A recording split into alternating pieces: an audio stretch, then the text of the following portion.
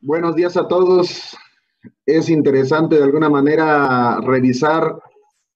cómo se enlazan las contribuciones que hoy se están dando aquí. Primero en esta caracterización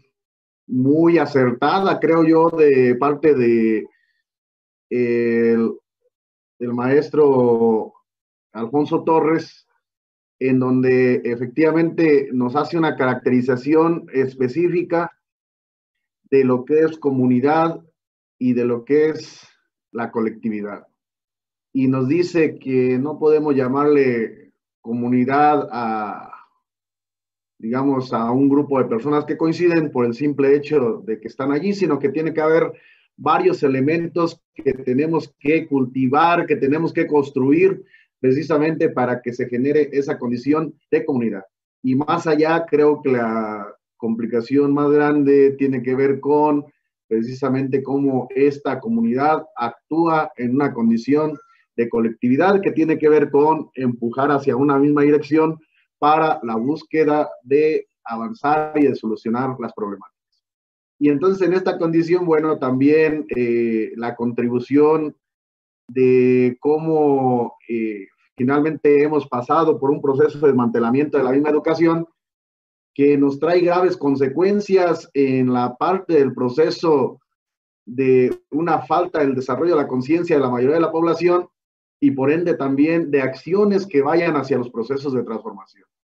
Y bueno, elementos amplios en esta parte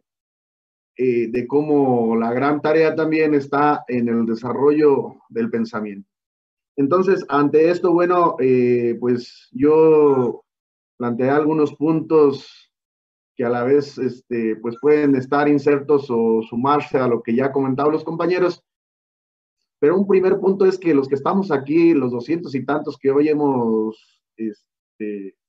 o que estamos coincidiendo en este espacio, tendríamos que ser conscientes de que evidentemente la educación es un procedimiento mediante el cual las clases dominantes preparan en la mentalidad y en la conducta de los niños las condiciones fundamentales de su propia existencia. Y que en esa condición, bueno, la clase que domina materialmente es la que domina también con su moral, su educación y sus ideas. Y entonces ante esto,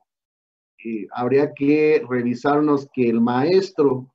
al ser un empleado del Estado, pues el maestro está obligado a reproducir lo que el Estado le manda. Y el desarrollo de la conciencia que ha adquirido el magisterio es precisamente revirar esta parte, es decir, hacerse conscientes de que es un maestro reproductor del sistema y que por lo cual actúa en contra de sus mismos hermanos de clase. Y que entonces ese desarrollo de la conciencia lo lleva a entender que tiene que preguntarse para quién educa, si educa para hacerle la tarea al Estado o si educa para formar al pueblo en una condición de un desarrollo consciente, de un desarrollo transformado. Y entonces cuando el maestro es consciente de esto, genera ciertos atributos como la lucha por sus mismos derechos, pero sobre todo la recuperación de su materia de trabajo y también la parte de cambiar o evolucionar de un movimiento gremial a un movimiento social, a un movimiento popular que ya no solamente está entre sus, digamos, entre sus principales preocupaciones resolver lo más elemental que es el salario o la misma lucha de la educación pública, sino que de alguna manera se inserta o se suma a la lucha del pueblo en general. Entonces, esa es una parte que con todos estos procesos de formación de los educadores, de los diplomados, hemos querido acceder a un maestro consciente que forma, que lucha, que se convierte en instrumento para la educación del pueblo y no en instrumento o en aliado del mismo Estado para la dominación. Y esto es una de las cuestiones que todos los que estamos aquí deberíamos de tener presente. El segundo, digamos que de esta lucha, el primer elemento que encontramos entonces, que ya se comentó, es que evidentemente hay una propuesta de una nueva escuela mexicana, pero que esta nueva escuela mexicana en sí es un cascarón que no existe y que hace un refrito de lo que el sistema neoliberal nos viene imponiendo desde hace varias décadas. Entonces, esta parte es, o el Estado busca la manera de cómo consolidar su programa neoliberal en los próximos años, a pesar del tipo de gobierno humanista que en este momento tenemos, pero que tiene que ver también con quién está ahorita al frente de la parte educativa. Entonces, el segundo elemento es cómo nosotros le hacemos frente a esto. Y entonces nosotros tenemos la necesidad de posicionarnos con nuestro programa, con un programa que tiene que garantizar la soberanía educativa, la formación de ciudadanos mexicanos cultos, conscientes, íntegros, éticos y transformadores, y que para avanzar en esta intención, pues tenemos que construir una ruta pedagógica que nos garantice hacerle frente al ciclo escolar 2020-2021. Entonces, ante esto, bueno, lo que podemos concluir es que hay una necesidad de profundizar en el conocimiento teórico y que la puesta en práctica de una ruta de planeación que tenga una condición más científica, es decir, una rigurosidad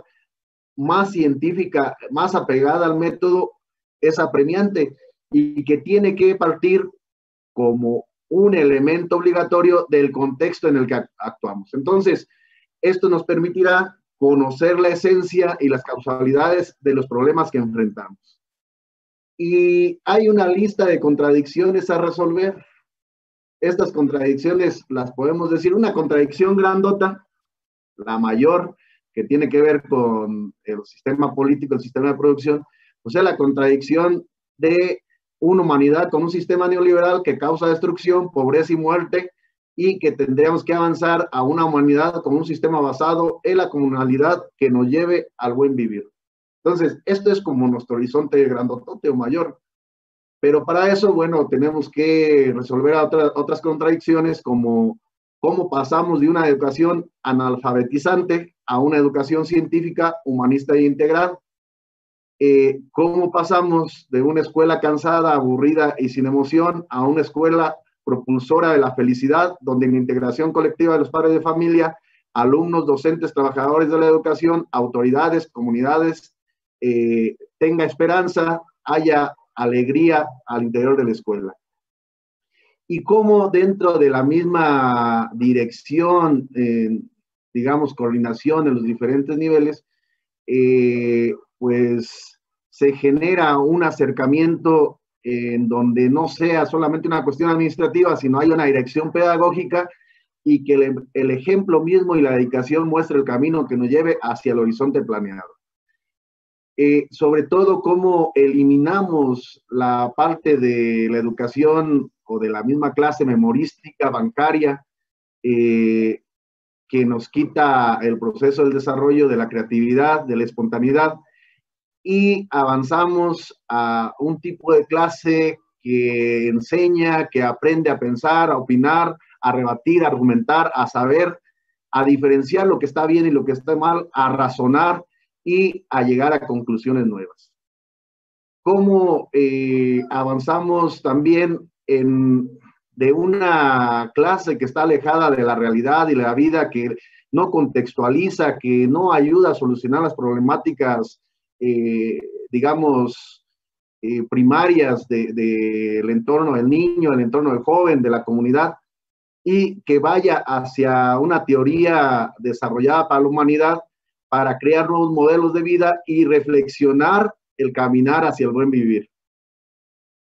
¿Cómo avanzamos en el proceso de un maestro que se cree conocedor de la verdad absoluta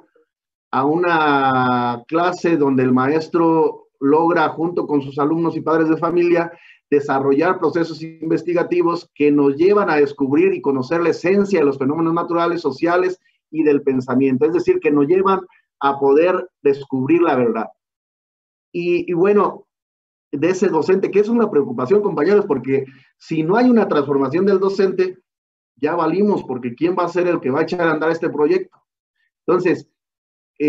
cambiar la postura del docente, que es mecanicista, que es fanático, idealista, conservador, oscurantista, enajenado, reproductor individualista, gremialista, sin identidad y sin compromiso, a un educador popular cumplido, comprometido con la vida, con su trabajo, con sus semejantes, con su pueblo, con su patria y la humanidad. Si le damos a este punto, compañeros, creo que pudiéramos estar del otro lado, porque lo demás sería organización y formación.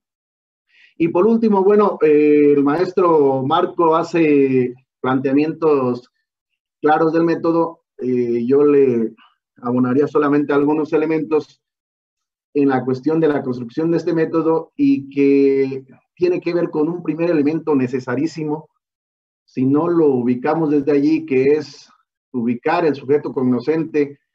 que desde la colectividad analiza la realidad objetiva, es decir, que realiza un proceso de observación, que se plantea problemáticas a resolver y que genera una condición de caracterización de esa problemática, pues va a estar muy complicado que avancemos. Hay necesidad de que el maestro realice ese proceso, y no solamente es la cuestión de realizarlo en la parte de la clase, ¿no? Cuando yo planteo toda esta serie digamos, de contradicciones a resolver, pues es el método, compañeros, el que nos va a ayudar precisamente a garantizar que se pueda resolver. Entonces, en este punto, ¿qué tenemos que hacer? Pues realizar una observación de esa problemática que tenemos, hacer un planteamiento con claridad del problema que tenemos y realizar una caracterización de ese problema que vaya de lo simple a lo complejo. Y ahí entra, compañeros, desde el proceso de observación, desde el proceso de abstracción, es decir, abstracción de esa realidad, para poder realizar un proceso mayor de análisis desde lo simple a lo complejo. Es decir, desde poder caracterizar la palabra, el concepto, la categoría, y luego poder revisar lo que de alguna manera la humanidad ya viene trabajando sobre ese tema. Y estos elementos, entre más elementos podamos nosotros, digamos, tener del contexto, entre más podamos nosotros hacer una caracterización, pues entonces más fácil podemos llegar a juicios correctos y acciones transformadoras. Entonces, el segundo elemento pues tiene que ver precisamente con acercarnos al cuerpo del conocimiento humano para buscar y encontrar explicaciones sobre los fenómenos de estudio. Y miren, nosotros consideramos que este primer momento que planteé yo del sujeto cognoscente, que desde la colectividad analiza la realidad objetiva, es vasto, que hemos logrado caracterizarlo de manera correcta, pero que el segundo momento tiene que ver precisamente con, dentro del método general, que es el materialismo dialéctico, acudir al método de cada una de las ciencias. Es decir, todas las ciencias, el primer momento lo abordan o lo pueden abordar desde la misma caracterización. Toda la ciencia las podemos acercar desde la palabra, desde el concepto, desde la categoría, pero finalmente el análisis lo hacemos de acuerdo al tipo de ciencia, al tipo de contenido, al tipo de contenido que estamos analizando, objeto de estudio. Entonces aquí, por ejemplo, bueno, dentro del análisis a lo mejor podemos utilizar el método empírico, que está más relacionado con las ciencias empíricas o fácticas, o el método racional, que está más relacionado con las ciencias exactas. Y ahí tiene que haber una rigurosidad en ese proceso de estudio. Creo que dentro de nuestro método, que nos ha demostrado que es un método que puede ayudar a ese proceso de transformación, hay allí la necesidad de ser más rigurosos, es decir, de explicarnos en cómo vamos a hacer el análisis. Y los mismos métodos particulares de la ciencia nos dicen cómo realizar ese análisis. Y el tercer elemento, bueno, a partir del análisis y de generar una síntesis por medio de reflexiones filosóficas, de premisas, de conclusiones, nos tiene que llevar al diseño de modelos y proyectos de transformación que precisamente nos ayuden a este proceso de la comunidad y de avanzar en la comunidad, en la colectividad. Entonces, el diseño de proyectos de transformación, pues ya está implicado la parte de precisamente aplicar todos los conocimientos que venimos avanzando. Y el cuarto elemento, pues es para generar el proceso dialéctico, es la evaluación, porque la evaluación nos permite revirar y regresar a aplicar, a fortalecer lo que nos viene saliendo bien, pero también a repensar aquellas complicaciones que tenemos a la hora de buscar resolver algo. Y yo considero que hay dos ejes transversales que los venimos manejando desde las cartillas para en tiempos de aislamiento social, y que tiene que ver precisamente con estos ejes transversales, el lenguaje y las reflexiones filosóficas como un primer elemento para podernos explicar y para poder llegar también a conclusiones, para elevar el nivel de la conciencia colectiva. Y el segundo elemento es lo que aquí estamos analizando, que es el método científico. Y con estos dos elementos que pueden actuar en todas las áreas del conocimiento, nos llevan precisamente a procesos de análisis, de síntesis y por ende de transformación. Y entonces, bueno, como una cuestión de conclusión, proponemos la reorganización de los pueblos en defensa de la vida y la formación de un sujeto histórico-social como acto protagónico del bien colectivo y del buen vivir, partiendo de una planeación estratégica para mejorar nuestro caminar pedagógico en las escuelas e instancias de dirección, la planeación comunitaria para conocer los problemas que enfrentamos y ayudar a resolverlos, la planeación de perfiles en formación para desarrollar múltiples hábitos del buen vivir desde el hogar, la escuela y la comunidad, el diseño de mapas curriculares para articular los contenidos a trabajar con los problemas a resolver. No se trata de crear una nueva currícula, sino se trata de que busquemos articular la currícula que tenemos dentro del PANAE para la resolución de los problemas que encontramos dentro de nuestras planeaciones, y la planeación de clases y su didáctica para desarrollar desde ahí un proceso investigativo que nos permite conocer el mundo, su esencia y concatenaciones para poder transformarlo en bien de toda la comunidad. 4 grandes tareas que tenemos desde la comunidad en colectividad es, 1, la defensa de la vida, y que tiene que ver con estas redes en defensa de la vida que hemos venido intentando y que debería de ser una tarea a impulsar al final de este educador. La defensa de la naturaleza, la defensa del trabajo o la recuperación de nuestra materia de trabajo y de todos los trabajadores, y la defensa al acceso al conocimiento, que tiene que ver precisamente con esta condición de cómo generamos un proceso de nuestro hacer, tanto como maestros a frente de grupo, como también como maestros o educadores populares, investigadores, a la hora de reconocernos como pedagogos, de reconocernos como investigadores y de reconocer que tenemos que pelearle al sistema el derecho al acceso al conocimiento. Gracias, compañeros.